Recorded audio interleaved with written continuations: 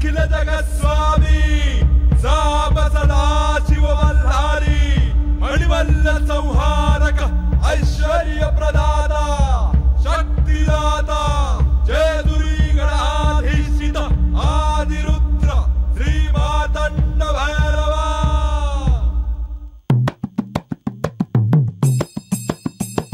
जय देवा जय देवा जय देवा जय देवा जय देवा जय शिव मातंडा।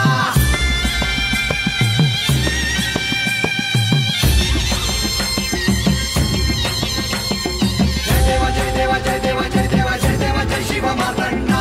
हरिवर्धन मल्हारी तुझी प्रचंडा।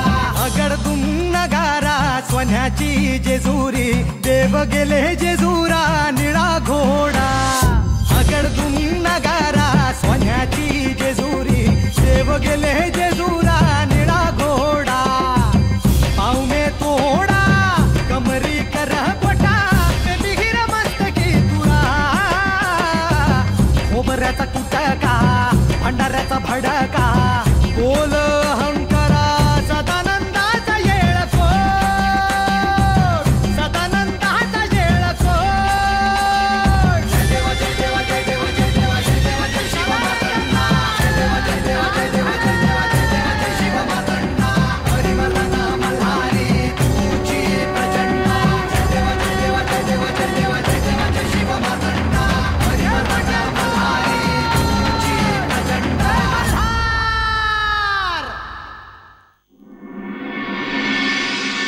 मला माझ्या गतजन्माविषयी जी खूण मिळणार आहे ती अजून काही मिळाली नाही। तुला असे खरंच वाटते? हो, नाहीतर एका क्षणात मला ते कळालं नसतं का?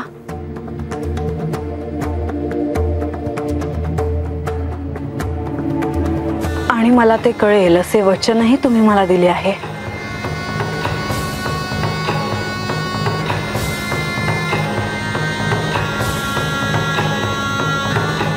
इथून पुन्हा जेजुरीला जाण्याआधी मी तुला जे वचन दिले आहे ते वचन पूर्ण होईल। तू विश्रांती घे। तुम्ही कुठे जाऊन येताय का? होय, आज स्वर्गलोकात एक विशेष व्यक्ती आली आहे। त्या व्यक्तीला मला भेटायचे आहे। तू निश्चिंत रहा।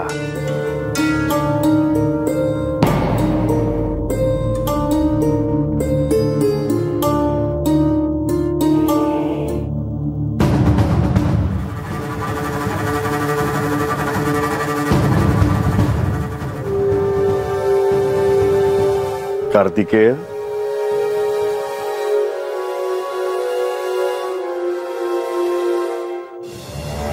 कसा आहेस? आपण साऱ्या दैत्य कुळाला पाताळात पाठवल्यामुळे सर्वदूर शांतता आहे, पण तरीही देवसेनेचा सेनापती म्हणून मी सदैव तत्पर आहे। कार्तिकेय, मी, पार्वती, गणेश, नंदी आम्ही कोणीही कैलासात नाही। त्यामुळे संपूर्ण कैलासाचे दायित्व तुझ्यावर आहे। सर्वजण तुमची प्रतीक्षा करताय। योग्य वेळ येताच मी कैलासात प्रस्थान करेन। मातेने मला ओळखलं नाही। अजून काही काळ थांबावं लागेल। एकतर मातेचा इतका काळ वियोग आणि त्यात तिने मला ओळखू नये। तिला आणि बानूला प्रश्न पडणे स्वाभाविक आहे, पण तुला तर उत्तर ठाऊक आहे। त्यामुळे तू विचलित होता कामा नये। मला जेजुरी गडावर यायचंय। मी केवळ येऊन पुन्हा परतेन, अनुमती असावी। परंतु तिला तिच्या मूळ स्वरूपाचे स्मरण होईल असे काही करू नकोस। त्यासाठी तिला स्वतःलाच प्रयत्न करायचे आहेत।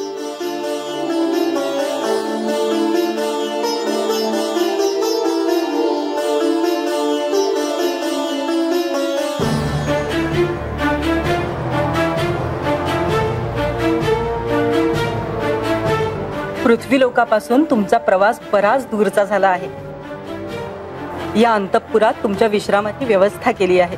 तुमच्या आदरातिथ्यामुळे खरोखरच फार प्रसन्न वाटत आहे. तुम्ही आमच्या आमंत्रणाला मान देऊन इथे आलात हे आमचे भाग्य आहे. या स्वर्गलोकाचे वर्णन आजपर्यंत मी केवळ ऐकले होते, पण आज प्रत्यक्ष बघायचा योग आला, आणि तेही केवळ तुमच्या आमंत्रणामुळे. सारा स्वर्गलोक श्री खंडेरायांच्या येण्याने उल्हासित झाला आहे. पृथ्वीवरील सर्वांना स्वर्गलोकाचे इतके कुतूहल का असावे हे मला आत्ता कळते आहे. इथे कायम प्रकाश आणि अनंत तेजाचा वर्षावत जणू होतो आहे असे मला वाटते आहे. श्री खंडेराय म्हणजे प्रत्यक्ष महादेव, आणि महादेव म्हणजे खंडेराय. म्हणजे तुम्ही त्यांच्या सोबत येणार हे अध्यारूतच आहे. मी समजले नाही. म्हणजे मला असे म्हणायचे होते की तुम्ही श्री खंडेरायांच्या पत्नी आहात, त्यामुळे तुमच्या इथे येण्याला एक वेगळेच महत्व आहे. आता तुम्ही विश्रांती घ्या, येते मी.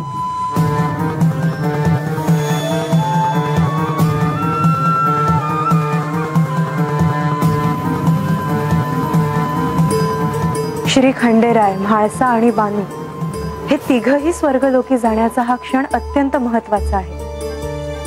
ह्या क्षणी स्वर्गलोकात त्यांचं आदरातिथ्य होत असेलच, परंतु श्री खंडेरायांच्या रूपानं साक्षात महादेवांनी स्वर्गलोकी जाण्याचा हा क्षण अत्यंत दुर्मिळ आहे. होय देवी,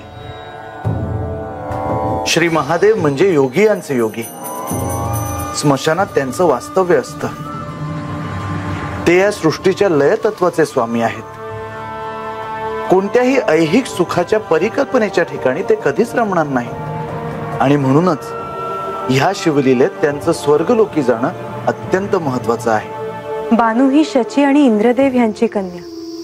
तिच्यामुळेच जावई म्हणून महादेवांना स्वर्गलोकी बोलवण्याचा योग इंद्रदेवांना लाभला, नाहीतर महादेव स्वर्गलोकी गेले नसते. हे सृष्टी चक्र ज्यांच्यामुळे चालते आहे, या सृष्टीचा समतोल ज्यांच्यामुळे साधला आहे, असे देवांचे देव महादेव या सृष्टीच्या संरक्षणासाठी सदैव तत्पर असतात. त्यांच्या नामस्मरणाने भक्तांचा उद्धार होतो. शिवकृपेमुळे भक्ताला कोणतेही दुःख सोसावं लागत नाही. आणि तेच महादेव आज कृतयुगातल्या या शिवलीलेत म्हाळसा आणि बानू ह्या दोघींनाही घेऊन स्वर्गलोकी गेले आहे. कृतयुगातील ही शिवलीला कळणं वाटतं तितकं सोपं नव्हे देवी. आपण या जेजुरीत ज्या कार्यासाठी आलो आहोत ते किती कठीण आहे हे आता तुम्हाला देखील कळलं असेलच. ते मला आधीपासूनच ठाऊक होतं. केवळ तुम्ही एकटे न जाता मला देखील सोबत घेऊन जावं इतकीच माझी इच्छा होती. परंतु आता तुम्ही देखील इथे आला आहातच की. ते मी स्वतःहून आले. श्री खंडेरायांच्या विवाहाच्या आधी साऱ्याचं नियोजन करता यावं म्हणून. परंतु ह्या जेजुरी गडावरून निघणं खरोखरच जड होत. ज्या दिवशी श्री म्हाळसा देवी आणि बाणाई यांना त्यांच्या मूळ रूपाचे स्मरण होईल तेव्हा ही शिवलीला संपुष्टात येईल आणि आपले कार्य देखील.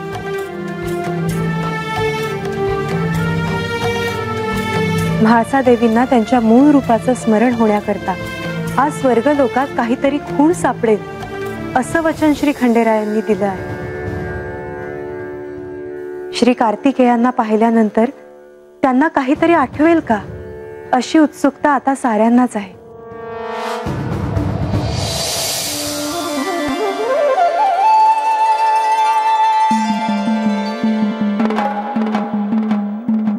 प्रत्यक्ष श्री महादेव श्री मार्तंड भैरवाच्या रूपात श्री म्हाळसा देवी आणि बानू यांच्या समवेत भोजन करणार आहे. अत्यंत दुर्मिळ क्षण आहे हा.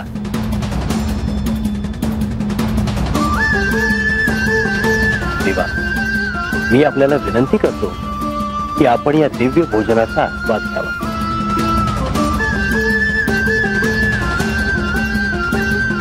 पण इंद्रदेव, ह्या क्षणी मला जेजुरीतील सर्वांची, कैलासातील गण, नंदी ह्यांची आठवण होते.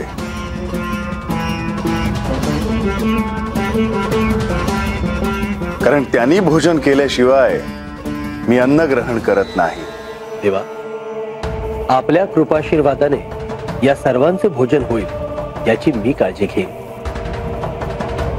कृपया आपण भोजनास सुरुवात करावी.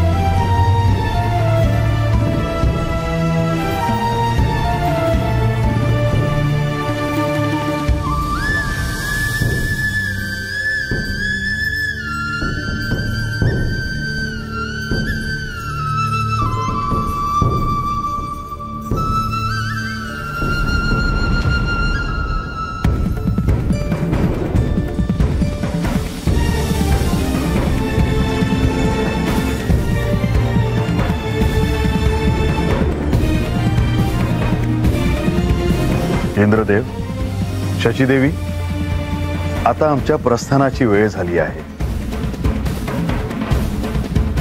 आपण आणखी काही काळ थांबला असतात तर.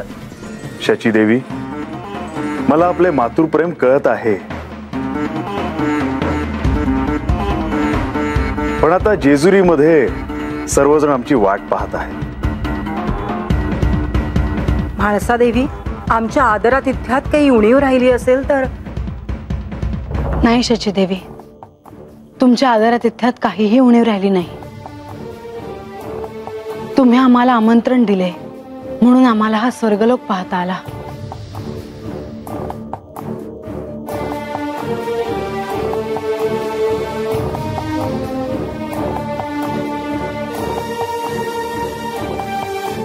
परत कधी येशील? आता तूच ये मला भेटायला. तुला वाटल तवा मी वाट बघल तुझी.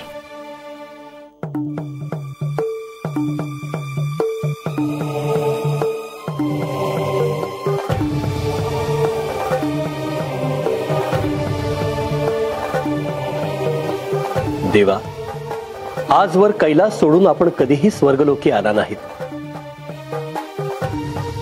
ज्या ज्या वेळी दैत्यांनी स्वर्गलोकावर आक्रमण केले त्या त्यावेळी आपण स्वर्गलोकाला वाचवलेत. आज मात्र सर्व नीती नियम बाजूला ठेवून आपण या स्वर्गलोकी पाऊल ठेवलं. हा क्षण चिरकाल स्मरणात राहील. इंद्रदेव, ह्यावेळी माझ्यावर सर्वांच्या इच्छेचे दायित्व होते, ते मी पार पाडले. आता येतो आम्ही.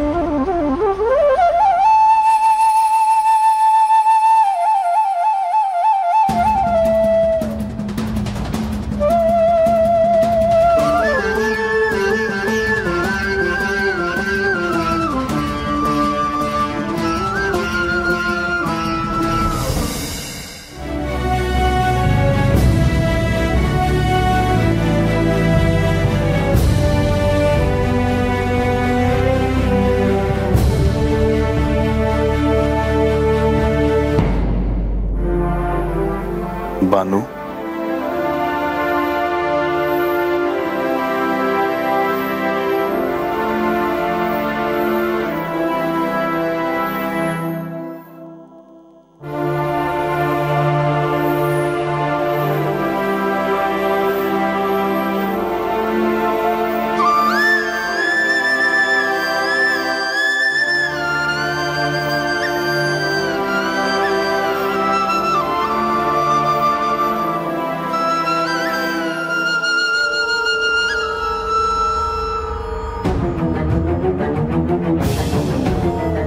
बानू,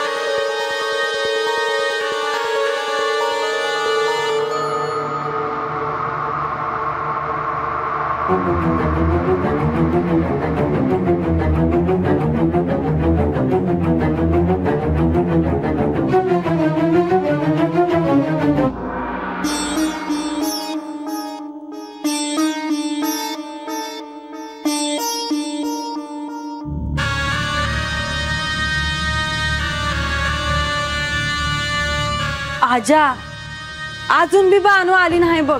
ए म्हणजे ती सर्ग काय जवळ आहे बाई? लई लांब हाया अजून बी आहे. ए तो काय बानू आली? बानू ए बघितलं का सर्ग कसा आहे ग? अरे अरे या रांग्या, अरे दम खाकी बाईचा. अरे एवढा लांबचा प्रवास करू आले, दमली असेल. हे म्हणजे पाणी घेऊन ये. पाणी ये. बस बस. लांबचा प्रवास झालाय. बस बस बस. हे आणाय साठचा पाणी.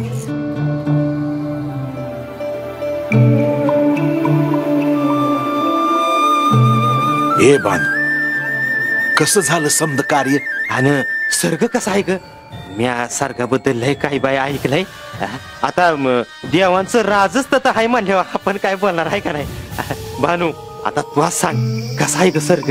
आता काय बोलू म्या, डोळ्यांचं पार पारणच फिटलं बघत तो स्वर्गामध्ये गेल्यावर. काय श्रीमंती म्हणायची का काय? आणि अरे बाप तुला ठावा आहे का? अरे तो स्वर्गामध्ये समध्या देवांची सभा भरतीया.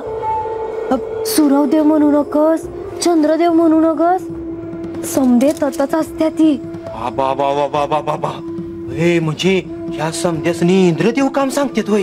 अरे कुणी कुणी काय काय काम करायचं हे महादेवांनी, ब्रह्मदेवांनी, विष्णुदेवांनी समध्यासनी ठरवून दिलं आहे बघ. आणि इंद्रदेव समध्यासनी त्यांचं काम बरोबर चाललं आहे का नाही ते सांगत असते. अरे म्हणूनच तर हे समद जग चालत आहे. खरंय खरंय. हे समद डोळ्यांनी बघणं म्हणजे भाग्यच आहे म्हणायचं. वय बा, अरे ज्याचं पुण्य असल त्यालाच स्वर्गामध्ये जायला मिळतं. आणि ज्याच्या गाठीला एवढं पुण्य असल त्याच्यासाठी तत काय नाही ते विचार. सुखी जगण्यासाठी समदा आहे बघ तत. आणि अशा स्वर्गामध्ये तू आणि देव गेलं म्हणल्यावर समध्यासनी आनंद झाला असेल ना? तू हा देव मास्तर देवी बी होत्या त्यात है ना? काय ग बानू, म्हणजे तुला असं काही आठवलं का तुझ्या लहानपणाचं? म्हणजे वस्ती यांना अगोदरचं असं एखादं म्हणजे असं काही आठवलं का? नाही, मला जसं काय बी नाही आठवलं बघ. पर मायनं मला समज सांगितलं. अरे बाप, मी तत असताना बी महादेवांची पूजा करायची. अगं तेच तुझं भाग्य विधाता आहे ती. उगा नाही ते तुझ्या संग लगीन कराया वस्तीवर आलं. उगा नाही तुझं त्यांच्या संग लगीन झालं.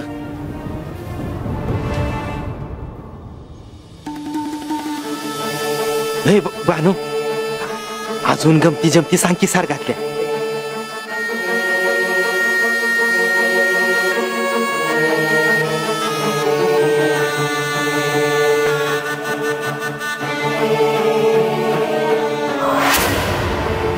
बानू तू अशीच हसत राहा, आनंदी राहा, सुखी राहा. तुझ्या सुखामंदीच माझं सुख आहे बघ.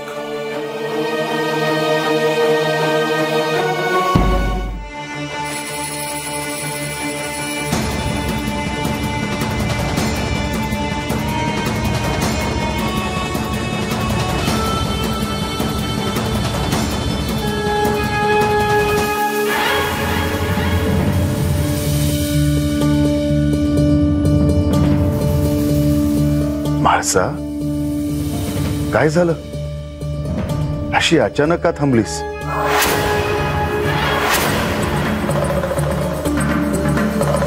कायशी अस्वस्थ का दिसत आहेस? कोणत्या विचारात आहेस का? हो.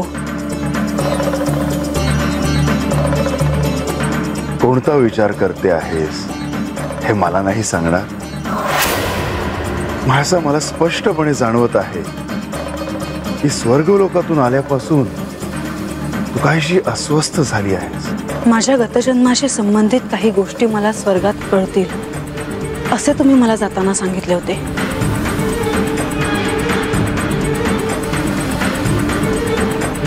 स्वर्गात गेल्यापासून मी त्याच विचारात होते आणि अजूनही आहे.